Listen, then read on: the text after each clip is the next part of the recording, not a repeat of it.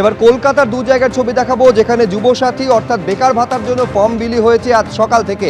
ভবানীপুর এবং কসবার গীতাঞ্জলি স্টেডিয়ামের ছবি, সেখান থেকেও যুবসাথী প্রকল্পের জন্য এই বেকার ভাতার জন্য ফর্ম বিলি করা হয়েছে। দেখতে পাচ্ছেন ভবানীপুরের ছবি।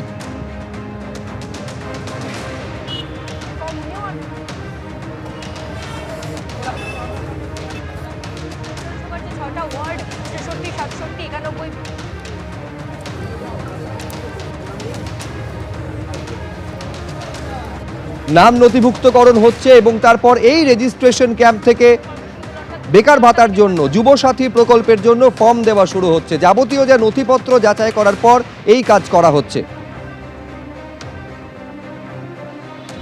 রাজ্য বাজেটে ঘোষণা করা হয়েছিল বাংলার যুবসাথী প্রকল্প চালু করা হবে এবং আজ সকাল থেকেই কিন্তু প্রত্যেকটি বিধানসভা এলাকায় শুরু হয়ে গেছে ক্যাম্প। এবং আমরা যেটা দেখতে পাচ্ছি এই মুহূর্তে আমরা ভবানীপুর এলাকায় রয়েছি। কলকাতা পুরসভার ৭০ এবং ৭২ নম্বর এই দুটি ওয়ার্ড মিলিয়ে একটি ক্যাম্প এখানে তৈরি করা হয়েছে এবং প্রথম দিনেই বেশ কয়েকজন যারা এই প্রকল্পের অন্তর্গত হওয়ার যোগ্য তারা কিন্তু এই মুহূর্তে আসছেন, ফর্ম ফিল আপ করছেন, সেখানে খোঁজখবর নিচ্ছেন এবং অনেকে এখানে বসেই ফর্ম জমা দিয়ে যাচ্ছেন।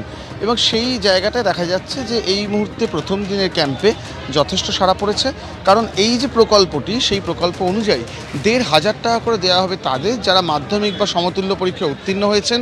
এই মুহূর্তে স্কলারশিপ ছাড়া অন্য কোনো রকম আয়ের সংস্থান নেই, তাদেরকে সর্বোচ্চ 5 বছর পর্যন্ত এই প্রকল্পের অন্তর্গত করে ১৫০০ টাকা করে মাসে দেওয়া হবে। বেশ কিছু নিয়ম রয়েছে, বেশ কিছু ডকুমেন্টেশনের কাজ থাকছে, সেইগুলো বোঝানোর জন্য এখানে সাহায্য করছেন সরকারি কর্মচারীরা এবং তার পাশাপাশি কিভাবে পুরো প্রসেসটা হবে তার জন্য স্থানীয় জনপ্রতিনিধি, পৌরপ্রতিনিধিরাও আসছেন, তারাও সেই জায়গা থেকে কিন্তু কিছুটা সাহায্য করছেন। এবং এই মুহূর্তে গোটা রাজ্যের ২৯৪টি বিধানসভাতে বিভিন্ন জায়গায় এই ধরনের ক্যাম্প শুরু হয়েছে, যে ক্যাম্পগুলো চলবে ২৬ তারিখ পর্যন্ত।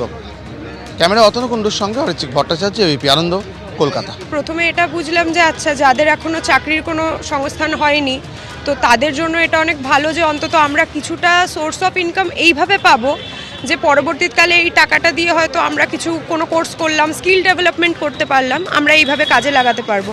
তো সেই অনুযায়ী আমি এটাকে খুব ভালো চোখে দেখেছি। টাকাটা তো মানে কেউ এমনি এমনি দেয় না, দিদি যে দিচ্ছে এটাই অনেক। আর এই টাকা আমি সেভিংস করব, রেকারিং করে দিতে পারি বা পড়াশোনার কাজে লাগাতে পারি বা অনেক রকম কাজেই তো লাগে। এই টাকা ১৫০০ টাকাটা কম অ্যামাউন্ট নয়। এবার যারা বেকার ভাতার জন্য ফর্ম সংগ্রহ করতে এসেছিলেন তাদের বক্তব্য শুনলেন। স্থানীয় তৃণমূল কাউন্সিলর অসীম বসু কি বলছেন দেখুন।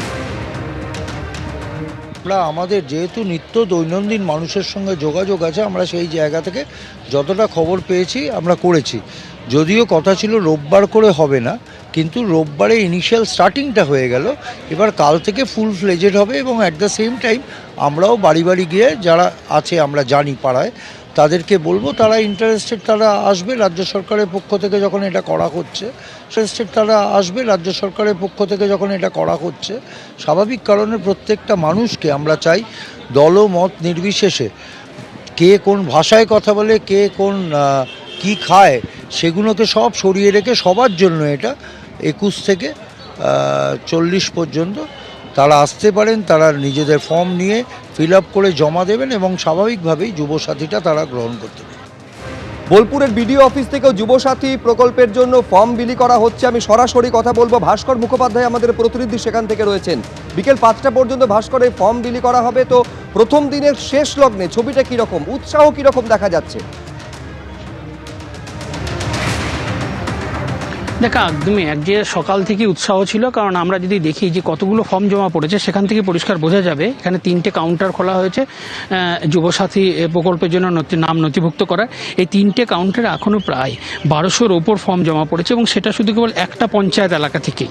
এই বোলপুর বোলপুর ব্লকে প্রায় 9টি পঞ্চায়েত রয়েছে। এই পঞ্চায়েতগুলিকে এক এক করে ডাকা হচ্ছে। আজকে রবিবার রূপপুর পঞ্চায়েতকে ডাকা হয়েছে, সেখানে প্রায় ১২০০-র মতো জমা পড়েছে। এখন আমরা দেখতে পাচ্ছি বেশ কিছু মানুষ রয়েছেন এবং এরা শুধু যেমন যুবকরা যেমন এসছেন, অনেকে আবার যারা তাদের আত্মীয় পরিবার রয়েছেন বা বাবা রয়েছেন তারাও এসেছেন ছেলেদের জন্য, যারা ছেলেরা বাইরে পড়াশুনো করছে তাদের ফর্ম ফিল আপ করার জন্য এসছেন। এবং এখানে আমরা কথা বলবো, এই যে নিয়ে রয়েছেন, আপনি কার ফর্ম ফিল আপ করছেন? আমার এমনি না, আমার ইয়েটা করছি, ছেলের জন্য। বাইরে থাকে। এইটা কতটা সাহায্য করবে আপনাকে? সাহায্য করবে। একদমই। এই যে টাকা পাচ্ছেন, সাধারণ মানুষের সঙ্গে যখন কথা বলছি প্রত্যেকে একটা কথা বলছেন যে এই টাকা যে পাচ্ছি আমরা, এই টাকা সাহায্য সেটা আমাদের অনেকটা সাহায্য করবে। এবং অনেকে যেমন লোন রয়েছে, সেই লোনের ক্ষেত্রে অনেকে যারা যুবক যুবতী রয়েছেন তাদের বিশেষ করে পড়াশোনার ক্ষেত্রে। এবং এই মুহূর্তে আরেকজন রয়েছে, আমরা কথা বলার চেষ্টা করবো তার সঙ্গে, যিনি ফর্ম ফিল আপ করছেন। আপনি তো ফর্ম ফিল আপ করছেন, এই টাকাটা কতটা সাহায্য করবে? এই টাকাটা আমাদের পক্ষে অনেকটা, এই টাকাটা পেলে আমরা খুবই সুবিধা, আমাদের খুবই ভালো হবে। কি কাজে ব্যবহার করবে? আমাদের মানে কি বলবো, আমাদের কাজে মানে আমাদের বিভিন্ন কাজে, আমাদের যে বেকার ছেলে আমরা যে মানে কিছু মানে আমাদের হাত খরচা বলে তো কিছু রয়েছে, সেক্ষেত্রে আমাদের কিছু একটা পাওয়া যাবে। এখানে দেখা যাচ্ছে যে হাত খরচা যেমন রয়েছে সেরকম তারা বলছেন, অনেকে বলছেন সেভিংস করবেন, অনেকে বলছেন যে এই টাকা দিয়ে তাদের মোবাইল যে পরিষেবা অর্থাৎ ইন্টারনেট পরিষেবা, বিশেষ করে এখন পড়ার জন্য যে এই ইন্টারনেট পরিষেবা লাগে সেই টাকা তারা খরচা করবেন। তাই বিভিন্ন জনে বিভিন্ন মতামত রয়েছে, কিন্তু একটা জিনিস খুব পরিষ্কার, এই টাকা পেয়ে যুব সমাজের সুবিধাই হচ্ছে। ধন্যবাদ ভাস্কর। এবিপি আনন্দ, এগিয়ে থাকে, এগিয়ে রাখে।